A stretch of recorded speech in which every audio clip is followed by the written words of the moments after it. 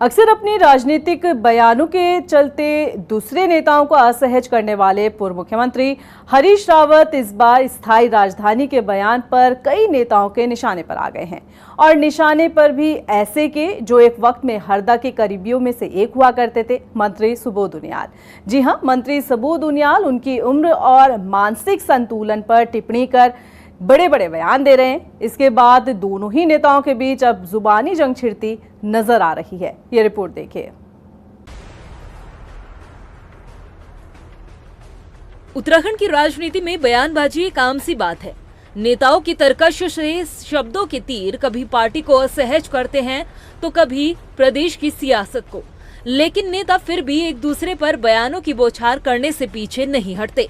पिछले दिनों पूर्व मुख्यमंत्री हरीश रावत का एक बयान सामने आया जिसमें उन्होंने कहा कि विजय बहुगुणा और उनके साथी अगर उनकी सरकार न गिराते तो गैरसैंण अब तक राज्य की पूर्णकालिक राजधानी घोषित हो चुकी होती।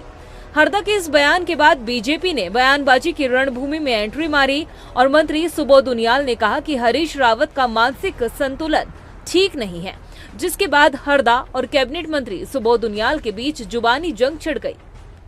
हम जिस तरीके से गैरसैंण की एजेंडे को लेकर के चल रहे थे, विधानसभा भवन बना दिया था, 4 डिवीज़न वहाँ खड़े कर दी थी, ये हुड्डा नाम की संस्था खड़ी करके टाउनशिप की प्लानिंग कर दी थी, हेलीपैड बना दिया था, सड़कें बना दी थी, गैरसैंण चौखुटिया को मिला करके विकास बोर्ड बना दिया था और जिला बनाने की प्लानिंग कर ली थी। और हमने उसके साथ जो है सचिवालय बनाने के लिए 57 करोड़ रुपए का प्रोविज़न करके एक वेबकोस नाम की संस्था को टेंडर दे दिया था और 500 आवासीय भवन बनाने का प्रोजेक्ट हमने मंजूर कर दिया था। तो वो सब देखते हुए मैं कह रहा हूँ, यदि उस समय हमारी सरकार को अस्थिर नहीं किया गया होता, वो अस्थिरता का प्रभाव ये पड़ा कि एक वित्तीय वर्ष के 6 महीने, जिसमें 4 महीने तो हमारा बजट ही पारित बजट, विधानसभा द्वारा पारित बजट जो है वो गवर्नर ने दबा दिया केंद्र सरकार के कहने पे, ये धमकी दे करके यदि तुमने पारित किया तो तुमको मिजोरम भेज देंगे। हरीश रावत के इस बयान के बाद कभी उनके करीबी रहे और वर्तमान में बीजेपी सरकार में कैबिनेट मंत्री सुबोध उनियाल ने गंभीर कटाक्ष किया। उन्होंने कहा कि हरीश रावत को अब राजनीति से संन्यास ले लेना चाहिए। अरे हम लोगों को उन्होंने दोषी बताया, लेकिन ये नहीं बताया कि हम लोगों के छोड़ने के 1 साल बाद तक वो राज्य के मुख्यमंत्री रहे। आखिर क्यों नहीं उन्होंने गैरसैंण पे फैसला लिया? देखिए, हरीश रावत जी के बयानों में उनकी ढलती उम्र का असर साफ दिखाई दे रहा है। जिस तरह से इस उम्र में कहीं न कहीं दिमागी दिवालियापन उनका निकल गया। और अगर मैं बोलूं तो उत्तराखंड में हरीश रावत झूठ बोलने की एक चलती फिरती मशीन है और इसी झूठ बोलने की आदत ने उनको आज उनको तो गत में लाने का काम किया। पूरे उत्तराखंड के अंदर कांग्रेस को अगर किसी ने आज जमीन के नीचे ले आने का काम किया तो वो केवल हरीश रावत है। और मैं उनको आज फिर सलाह दे रहा हूँ कि अपनी उम्र के कारण उन्हें बानप्रस्थ आश्रम में जाकर के निश्चित रूप से संन्यास ले लेना चाहिए।